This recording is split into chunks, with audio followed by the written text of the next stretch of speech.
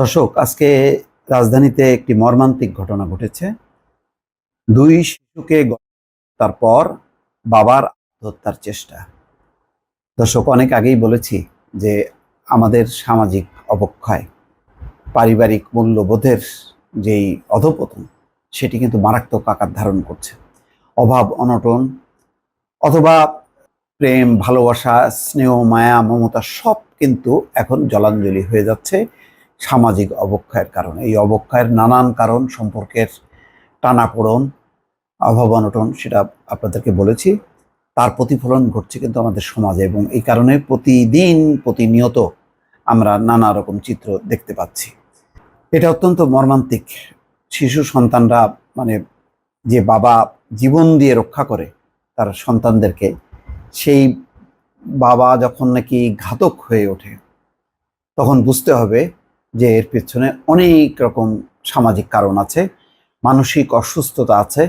নিঃসন্দেহে মানে একটা অসুস্থ মস্তিষ্ক ছাড়া এরকম ঘটনা ঘটতে পারে না। আর এই মস্তিষ্ক যে অসুস্থ হয়, তার কার্যকারণ কিন্তু আমাদের সমাজ, আমাদের রাজনীতি, আমাদের রাষ্ট্র ব্যবস্থা, এসবের জাতাকলে পড়ে কিন্তু পরিস্থিতিটা দিনকে দিন খারাপ হয়ে যাচ্ছে।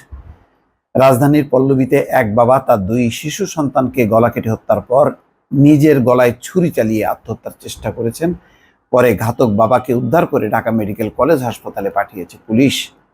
প্রাথমিকভাবে নিহত দুই ছেলের নাম পাওয়া যায়নি, তবে তাদের একজনের বয়স 7 এবং আরেকজনের বয়স 3। আর ঘাতক বাবার নাম মোহাম্মদ আহাদ, বয়স 40। শনিবার দুপুরে এই তথ্য নিশ্চিত করেছেন পল্লবী থানার উপপরিদর্শক মাজেদুল।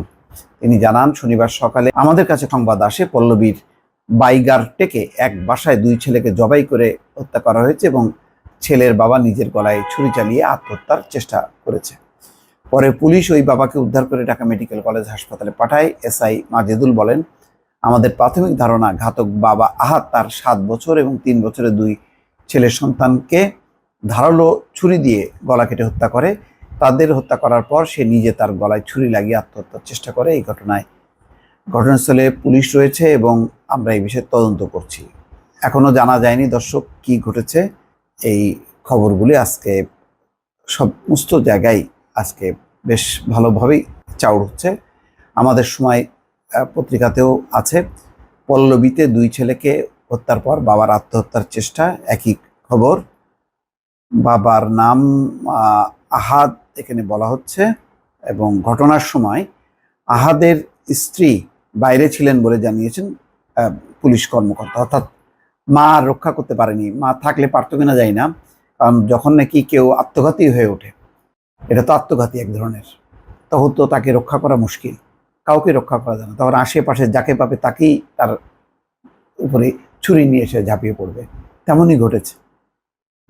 খুবই দুঃসংবাদ দর্শক। এই ঘটনাগুলো যত প্রকাশিত হচ্ছে, এগুলো নিয়ন্ত্রণ বরং হচ্ছে না, বরং দেখা যাচ্ছে যে কোনো কোনো ক্ষেত্রে এইগুলো আরো ভাইরাসের মতন ছড়িয়ে পড়ছে। দর্শক, ভালো থাকবেন। আল্লাহ হাফিজ।